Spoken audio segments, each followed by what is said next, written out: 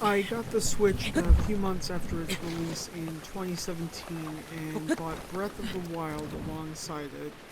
I tried out for an hour or two, got to the bomb shrine, and struggled with hunting animals. I just couldn't aim the bow, so I put it down and forgot about it for about 3 years. It wouldn't be until 2020 that I picked up the game again, and this is when I fell in love with Breath of the Wild.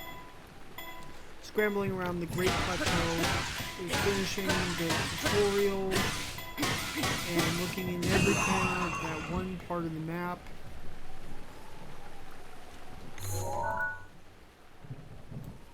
For about 10 hours. And then I jumped onto the mainland and died immediately to a random moblin. But after that, I got to start exploring the world and being utterly astonished by the size and scale of the game. It's big, like really big, and maybe even too big, but that's a problem for much later. I was intent on combing every inch of the game, which is why it took me hours upon hours of random meandering before I found the 2 main villages you need for main quest information, and even longer before making it to Zora's domain. But I would eventually finish the 4 divine beasts, and after a long time, defeat Ganon. I got the less than perfect ending without all of Link's memories, but Zelda says something about how she's not sure if Link is exactly the same person she remembers, but that she's happy to see him and be rescued anyway, and I liked that.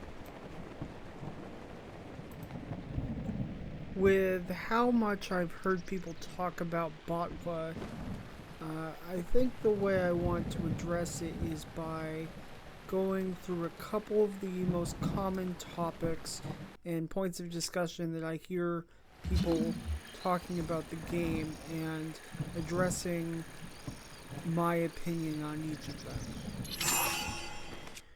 So, about the world of the game.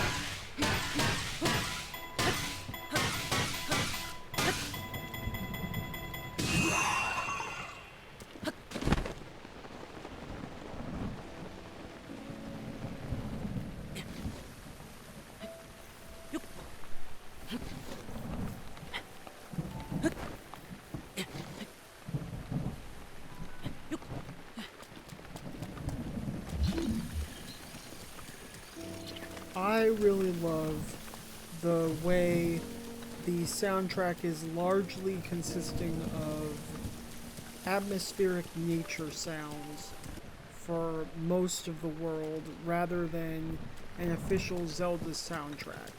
I think if I had to hear a theme like Hyrule Field playing the entire time I was in the Hyrule Field of this game, then I would about lose my mind. There's some more minimal tunes you hear, for example, when you're riding a horse, or maybe when you're near the Temple of Hyrule, Temple of Time.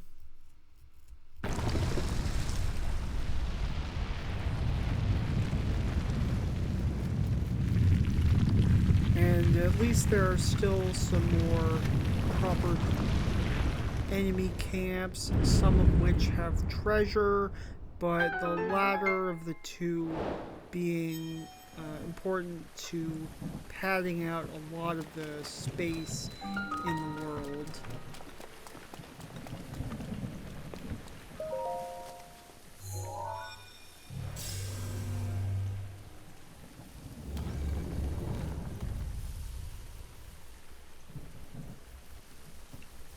There are some other enemy encounters, boss fights with Lynels, Talus, Hinox, Guardians, even the Molduga. There's ore veins and dozens of other plants and animals you can take for cooking. And there's a lot of other cool locations like Tingle Island, Skull Lake, Taobab grasslands with its towering trees, and I really liked exploring all the icy mountain ranges in the game, or the labyrinths, which had a real sense of mystery, or places that had not been in the series, like the Lost Woods or Kakariko Village.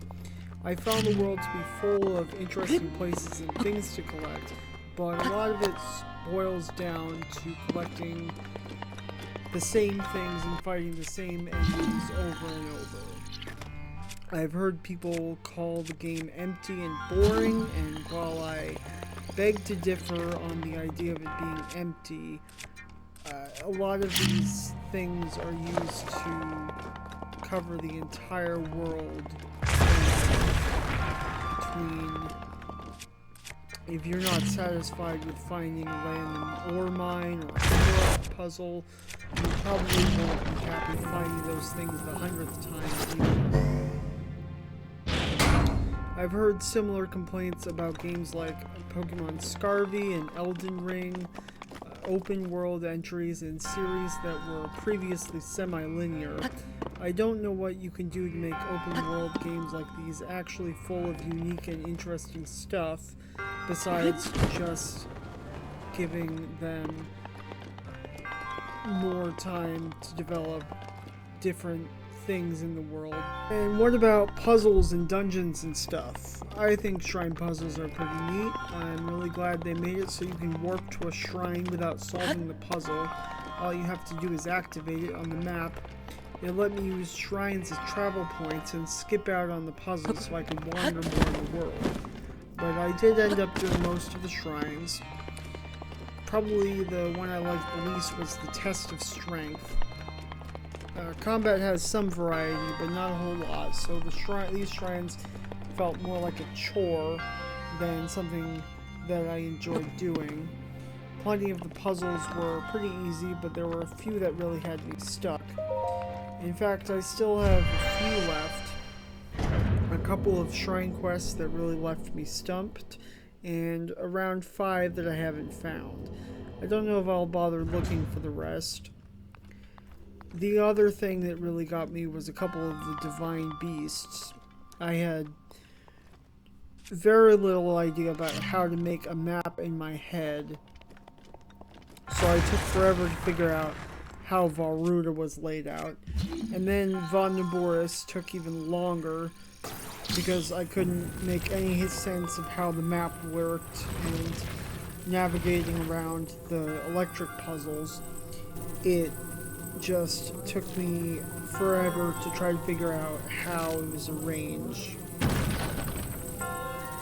But I did eventually solve it and found the remaining 2 beasts much easier.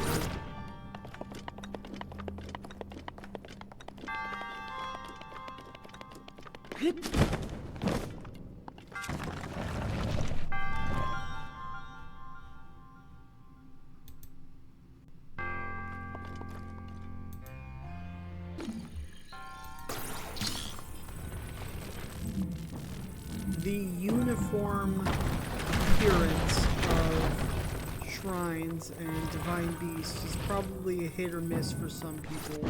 It's definitely a hit for me. I like the tune that plays while you're inside all the shrines, and it's kind of a relaxing atmosphere, but I have played a few other Zelda games like Ocarina and entries in the 2D like Oracle and Phantom Hourglass, and there's lots of other games in the Zelda series with more varied dungeons.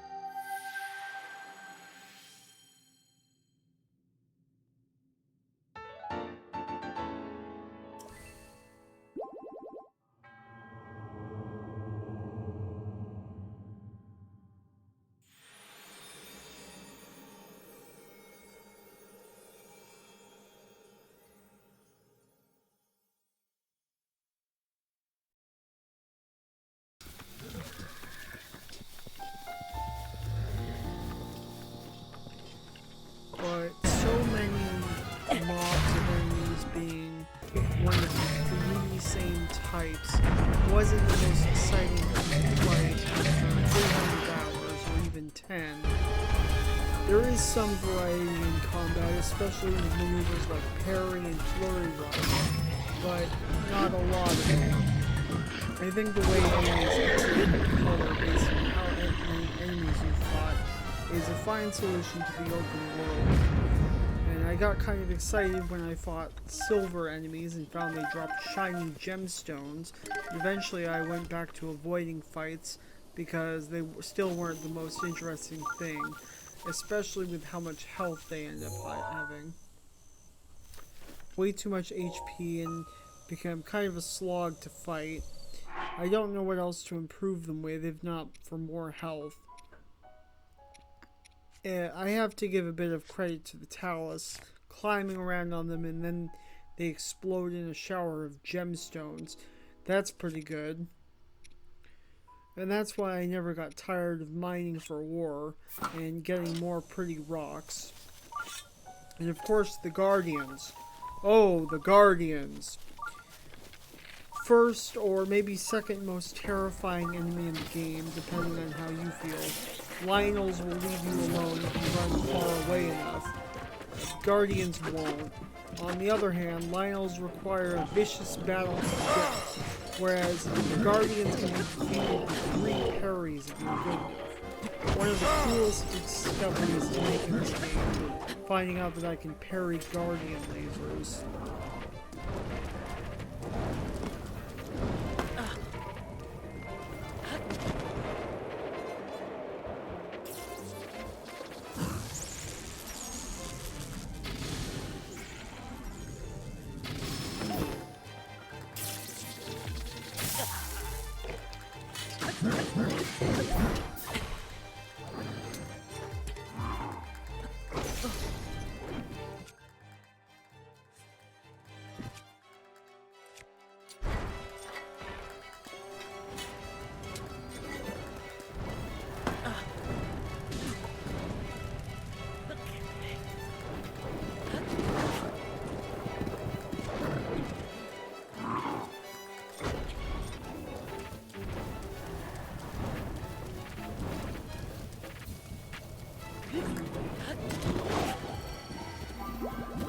It is my pleasure.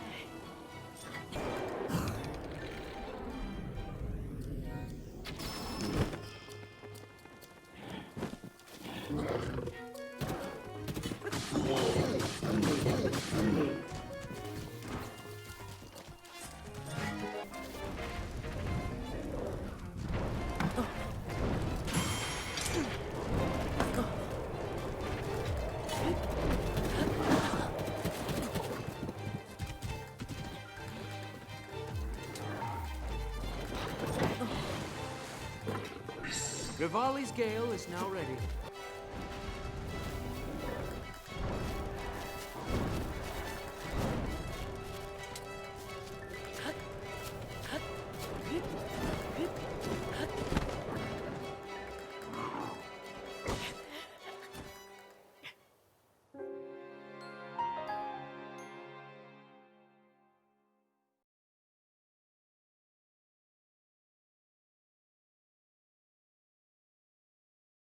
Now I want to talk about the powers you get from the different champions.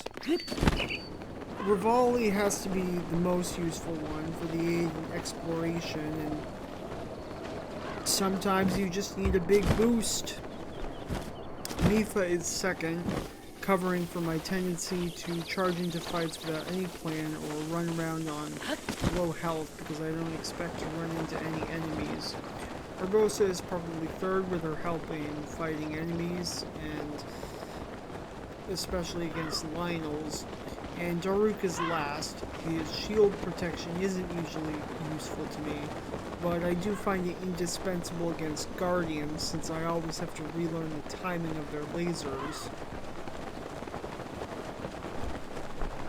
The Yiga clan was a funny addition to the game, and I think Master Koga was a decent boss fight to add a bit of variety. And I think I even liked the stealth section a bit, but I did grow tired of their constant assaults. If I were to replay the game, I might just take on Urbosa last to reduce the amount of time that media assassins can spawn in on my location.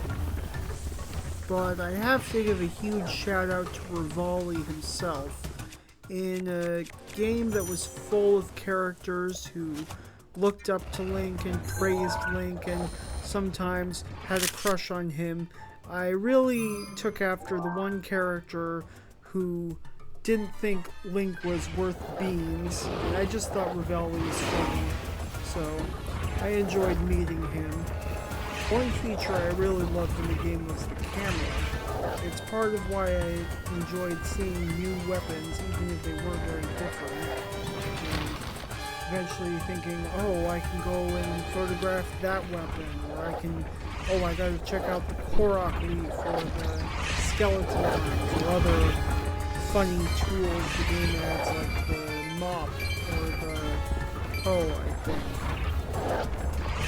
And all of the animals you could find in the wild made it really exciting to find a new bird or something and try to sneak up and photograph them.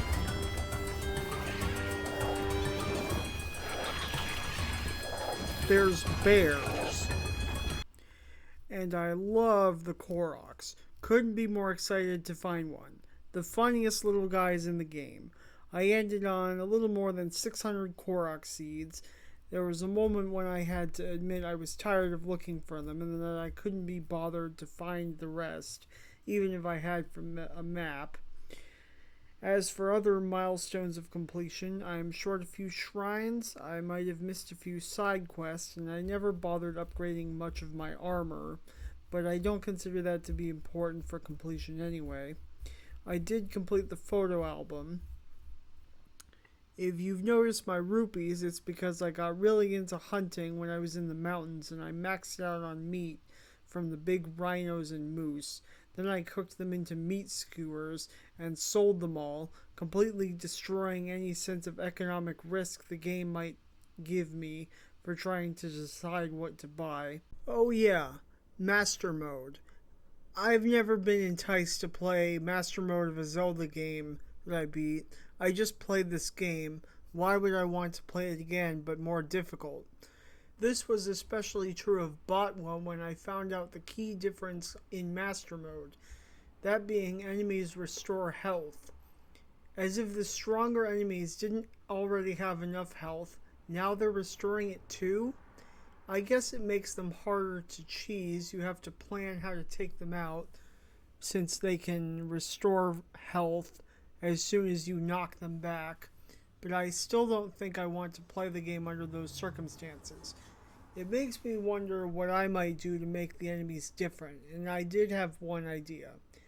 I get a kick out of throwing weapons and breaking them over enemies' heads. Crack! And then watch them ragdoll across the camp. What if enemies could throw weapons like that too? Having a couple of smaller guys mob you, and then one in the back chucking a weapon at you could be a big change for fighting them. Maybe if silver enemies had the same health as the black enemies, but they got smarter, now they can throw weapons at you, and that could be enough to make them more of a challenge, without just increasing their health. Maybe in Master Mode, gold enemies have the same health as silver enemies do in the current game, but both of the strongest varieties have more options for fighting you.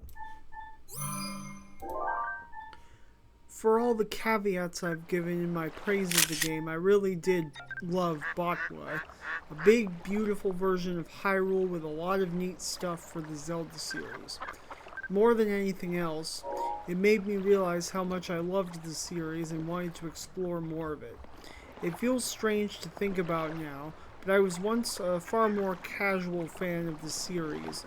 I never even bought Skyward Sword when it came out, and that was the previous Zelda game, but getting botw made me realize how much I loved the series, and now I want to play all of them. Every Zelda game. I'm a little less than halfway.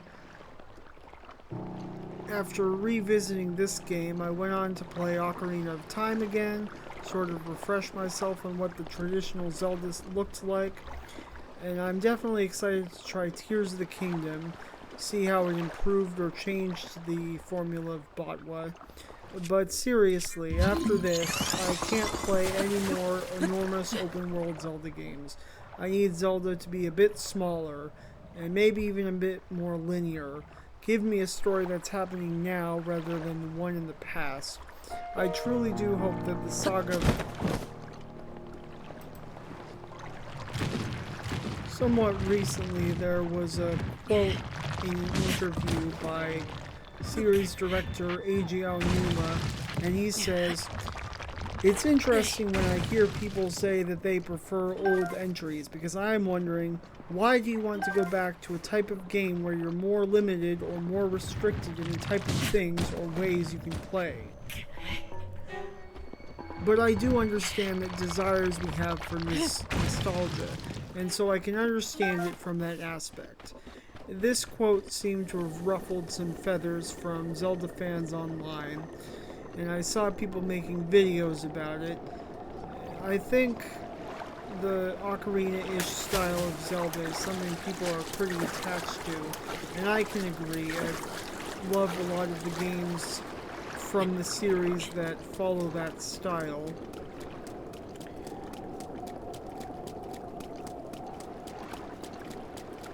And it's a kind of game that I would be sad to see go permanently. But I don't know. I'm not exactly worried about the future of the series, and I'm optimistic about what it will turn into. I'm of two minds. On the one hand, I think I'd love if the next game was this Ocarina of Time looking thing with the level of effort as botw had. Not that it's the same story, just a new Zelda that plays semi-linearly, maybe some flexibility in the order you approach dungeons, with everything that people love about those games, some more characters, a gripping story, some fascinating and varied new dungeons, a new version of Link, Zelda, and Ganondorf. But on the other hand, maybe I'd like something totally different. I want to see Zelda taking in even more wild directions, maybe even to the point where it's no longer recognizable as a proper Zelda game. I think botw already became that for some people, but I'd be willing to see it evolve even further. If there comes a day when a new Zelda comes out that I'm not interested in, because it's so different from what I expect, then that might be an acceptable outcome for me to see how much more the series evolves. It looks like it's already going in that direction with Echoes of Wisdom, and of course Tears of the Kingdom. But I'm definitely excited to see what the next game in the Zelda series will look like.